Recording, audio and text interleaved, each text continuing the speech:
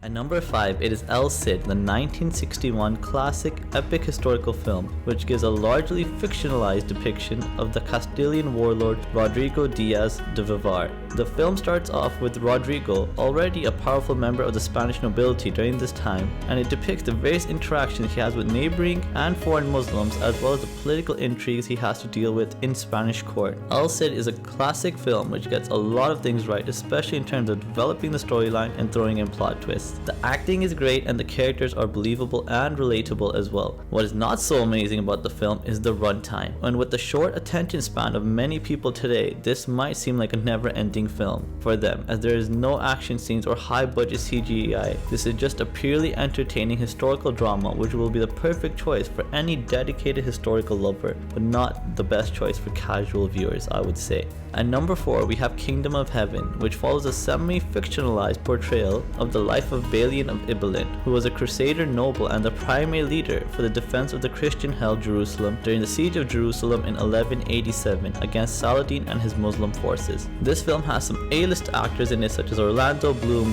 Liam Neeson, Jeremy Irons, and Eva Green, so the acting is top tier and the battle scenes are also amazing. It does stumble at some points with an awkward and slow start to the film, but this story about the defense of Jerusalem by a small Christian force against a massive Muslim army led by military genius Saladin is a fantastic story to tell for any lover of medieval movies in general. At number 3, it is Braveheart, a movie which reintroduced men in kilts as a cool thing to audiences, and is probably a film that is loved by all viewers whether they are fans of historical movies or not. Braveheart follows the life of William Wallace during the events of the First War of Scottish Independence, and how William Wallace grew to become a legendary figure during this time. Braveheart has amazing acting and Mel Gibson does a fantastic job of portraying the primary character. The storyline is also engaging and it is interesting and easy to follow from the get-go. As has already been widely discussed in many forums, reviews, and articles on the internet, Braveheart is infamous for its historical inaccuracies, even by Hollywood standards.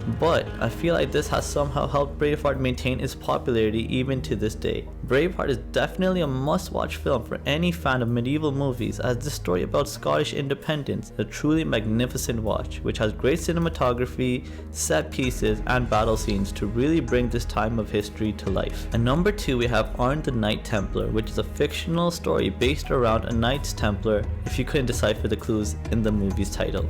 This is actually a 2-part film series which is based off the best-selling Crusades book series by Han Julio, which sees a fictional character named Arn who becomes a Knights Templar and is a witness or a catalyst to many real historical events such as the Battle of Montgazert and the Battle of Hattin. One thing I really loved about this film was the range of different languages spoken by the Knights, which would have been accurate of the time as Knights came from several diverse countries and backgrounds and would speak a range of languages in the ranks. Arn the Knight Templar is also the most expensive film ever created in the history of Swedish cinema, and it is a fantastic feat of storytelling, cinematography, and bringing a semi-accurate historical depiction of the Knights Templars to our screens, and this is definitely a strong recommendation for me for any lover of medieval movies. At number 1 is the Netflix original film The Outlaw King, which depicts the struggle and sacrifices Robert the Bruce had to endure to win back the Scottish crown from England. This film focuses on the outlaw period of Robert the Bruce's life from 1304 to 1307, when he was rebelling against the English forces in Scotland, who far outnumbered his own small tribe of supporters.